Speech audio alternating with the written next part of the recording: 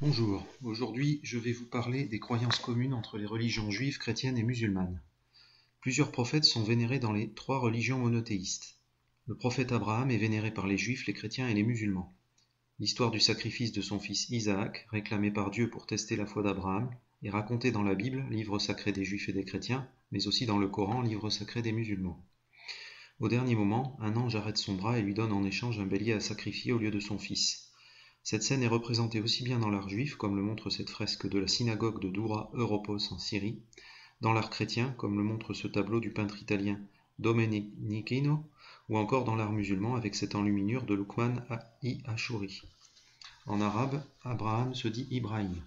Les musulmans le nomment le père des croyants, car il est à l'origine des trois monothéismes, puisqu'il est le plus ancien des prophètes, et le judaïsme, le christianisme et l'islam sont surnommés les trois religions abrahamiques.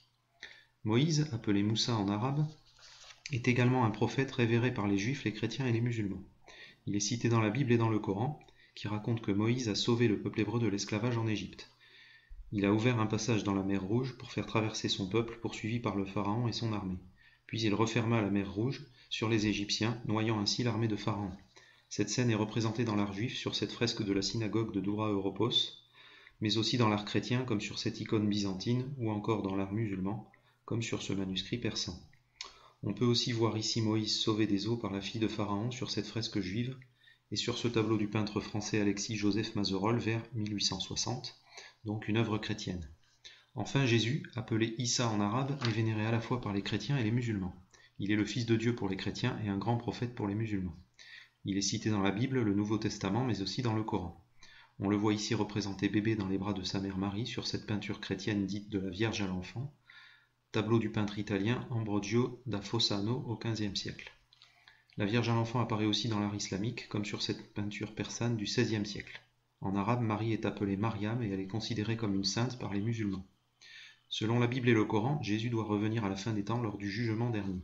On le voit ici sur ce tableau du peintre flamand chrétien Hans Memling vers 1470 et sur cette miniature persane de 1500 du XVIe siècle, où Jésus est soutenu par deux anges au-dessus de la mosquée des Omeyyades en Syrie.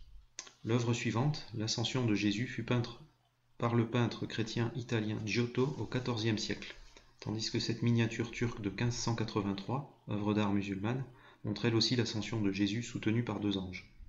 Enfin, sur ce manuscrit persan de 1436, le Miraj, on peut voir le prophète de l'islam, Mohammed, reconnaissable à son manteau vert et aux flammes qui l'entourent, guidé par l'ange Gabriel, Jibril en arabe reconnaissable à ses ailes. Mohammed se rend à la rencontre des prophètes du judaïsme Moïse et du christianisme Jésus. L'ange Gabriel, messager de Dieu, est lui aussi présent chez les juifs, les chrétiens et les musulmans.